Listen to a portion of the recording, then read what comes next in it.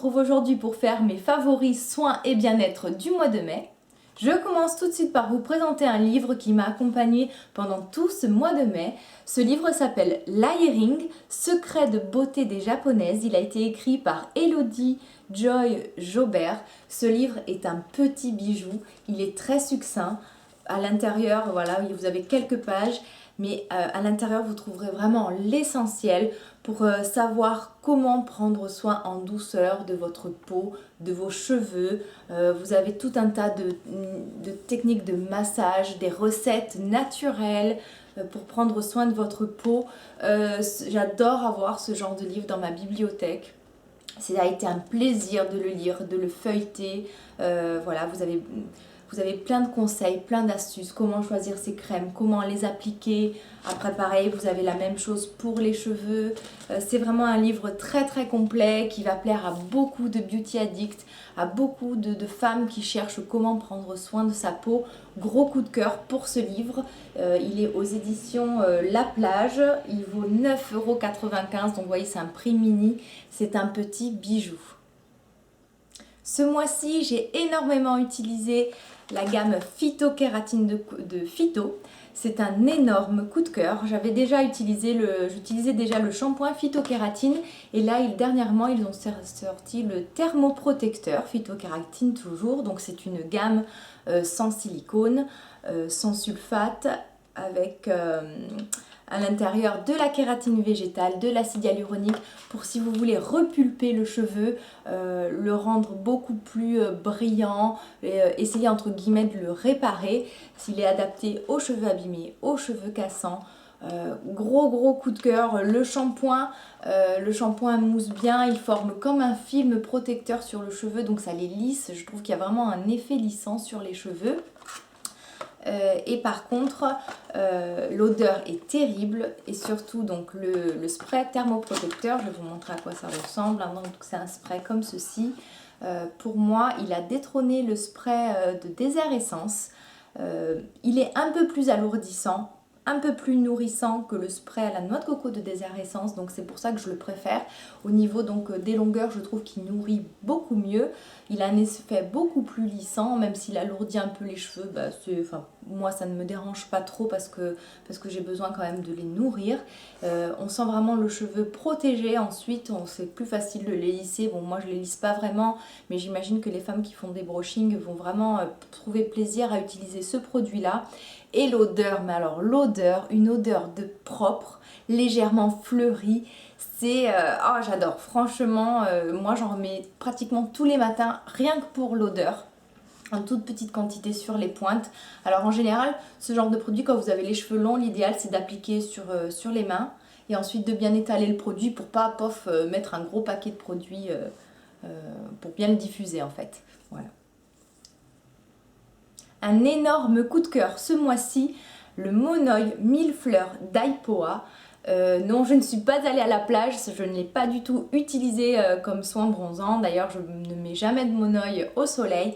Je l'utilise tout simplement dans mes cheveux, donc en guise de bain d'huile. Et sur la peau, l'odeur est très fleurie, très agréable, très féminine. L'odeur fait penser, si vous connaissez la gamme, je crois, au Moringa de Body Shop, c'est une odeur un peu capiteuse, de fleurs un peu blanches mais pas écœurantes. C'est très très parfumé, voilà, c'est vraiment cette odeur là que vous retrouvez dans ce Monoi. Je l'ai beaucoup utilisé, il est presque, voilà, j'en suis plus de la moitié. Surtout le corps en petite quantité après la douche, j'ai vraiment eu un gros coup de cœur pour ce produit là. Un autre produit que j'ai énormément utilisé ce mois-ci, c'est le masque pour peau grasse de Aubrey Organique. C'est un masque à base d'argile blanche. L'avantage de ce masque, c'est que appliqué sur le visage, il ne sèche pas parce qu'il est bourré en fait de glycérine, d'agents hydratants, et il permet quand même de bien nettoyer les pores, de réduire leur apparence, de bien nettoyer la peau sans la graisser, sans la déshydrater. Je l'ai utilisé souvent le matin à la place d'un nettoyant moussant. Donc j'appliquais ça en couche épaisse, je me douchais, je rinçais ensuite. Et vraiment la peau, les pores sont beaucoup plus resserrés, le grain de peau est affiné et vous avez un effet matifiant qui se prolonge tout au long de la journée. Gros coup de cœur pour ce masque que j'ai acheté sur iHerb. Malgré le temps pourri, mais vraiment pourri qu'on a eu ce mois de mai, ça a été le mois de mai le plus pluvieux que j'ai connu de toute mon existence. Ça a été vraiment très déprimant. Il a quand même fait un peu plus chaud. J'ai beaucoup plus travaillé que d'habitude, donc forcément les problèmes circulatoires sont revenus. Et comme tous les ans, je rachète, et même, enfin en général c'est des cures que je fais même plusieurs fois dans l'année, c'est Circulymph de Santé Verte. C'est l'un des meilleurs vénotoniques que j'ai pu tester. L'avantage de celui-ci, en fait, c'est sa composition à base de plantes qui va agir à la fois donc, sur le retour veineux, mais aussi sur la circulation lymphatique. Donc ça permet vraiment les personnes qui font de la rétention d'eau. La rétention d'eau, ça aggrave les problèmes donc circulatoires et veineux. Donc vraiment les personnes qui ont les jambes très très douloureuses, qui gonflent, je leur conseille vraiment ce complément alimentaire.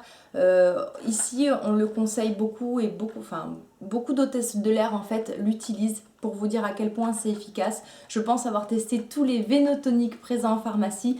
Celui-ci reste de loin pour moi le meilleur et celui avec lequel j'ai le plus d'efficacité. J'ai de gros problèmes circulatoires, donc pour moi c'est un incontournable. Pardon. On passe au produit gourmand du mois.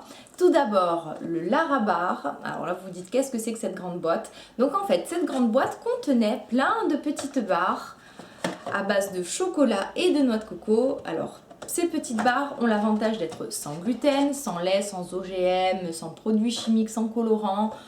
Il y a juste l'essentiel, il y a beaucoup de pâtes de dattes à l'intérieur, du cacao, de la noix de coco. Vraiment les ingrédients sont très réduits, succincts, mais l'avantage c'est des barres très concentrées. J'ai eu peu de temps pour déjeuner sur mon lieu de travail ces derniers temps, donc en général je m'apportais 2 barres comme ceci. Au niveau des calories ça apporte 200 et quelques calories par barre.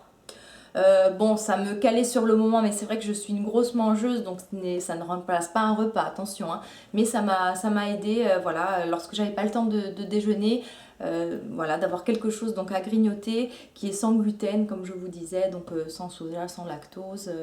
Voilà, et qui est très très bon au goût, donc à base de noix de coco, celui-ci. Vous en avez sur iHerb à plein d'autres parfums, j'ai vu framboise, citron vert. Donc là je m'en suis commandé plusieurs parce que je trouve que ça dépanne bien ce genre de bar. Même, enfin moi je sais que j'aime manger souvent et régulièrement. Je suis un peu comme un bébé, moi il me faut me nourrir tous les 4-5 heures. Donc j'ai besoin d'avoir toujours quelque chose à portée de main dans mon sac. Donc ce genre de bar c'est super pratique. Et je termine par un thé de Yogité, le chai rooibos. Alors là je fais une dédicace à Lutin. Tu viens de poster donc Lutin des Bois qui a une chaîne YouTube avait envie dernièrement de chai latte, comme on appelle ça. En fait c'est du lait mélangé avec du thé. Et je peux te dire qu'avec ça tu vas pouvoir te faire des chai latte délicieux. Donc en fait je mets un sachet de ce thé là dans une demi-tasse d'eau bouillante, je laisse bien infuser. Ensuite je rajoute du lait chaud, donc pour ma part c'est du lait de soja ou du lait de noisette ou enfin voilà, donc du lait, et ça fait une boisson délicieuse. Donc c'est assez épicé. Le rooibos c'est un thé sans théine, donc ça peut même être bu le soir. Donc Lutin, si tu testes, dis-le moi.